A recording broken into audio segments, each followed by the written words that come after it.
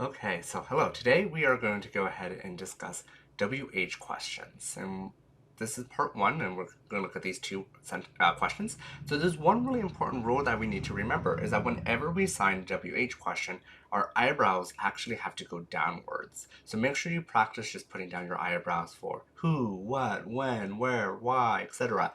Your eyebrows are going downwards. So now, here's our first question. Where is his school?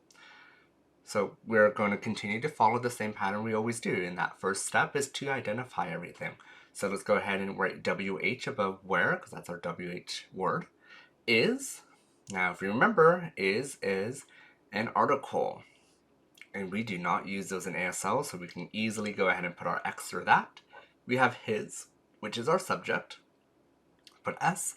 And then finally we have school, which is a noun, or in this case, kind of our quote-unquote object. Okay, so now, when you look at this sentence, you're like, wait, hold on, there's no verb. What do we do? Well, that's fine. Remember, there are some sentences that don't have verbs, because not all sentences do have them. So, we're going to still follow the same format that we know. And so we actually have one problem, though, when we put school first. If we put school then his, it's not going to make sense. Well, let's go ahead and it can make sense, but it might be a little bit strange to watch somebody sign that sentence. So we're getting ahead of ourselves. Let's add our little posters and then go from there. As always, we're writing in gloss. And are we going to put possessive boy? No, right? And remember in our gloss, capital letters for everything to distinguish from English.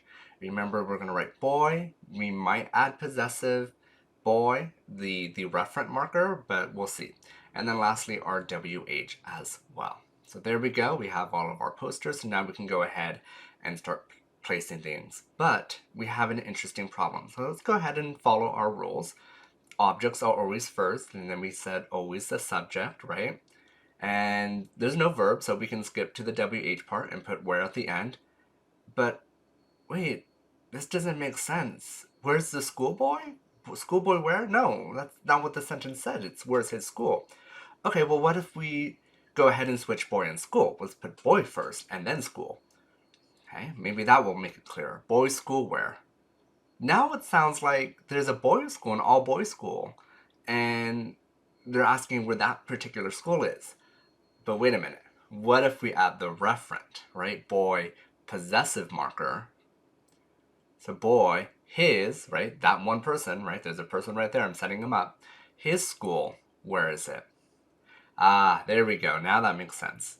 So sometimes we don't always follow that object-subject rule. Sometimes we have to put the object second. And sometimes the subject has to go first.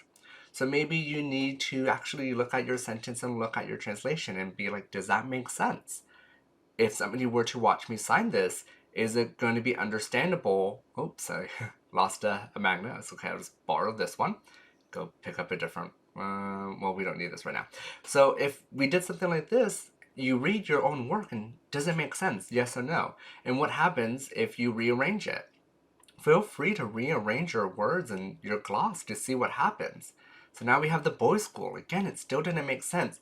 It took us 2 times of rearranging everything to finally get what we wanted, which is boy, his school, where? And in the next video now, we're going to go over the question, when does she need to go to class?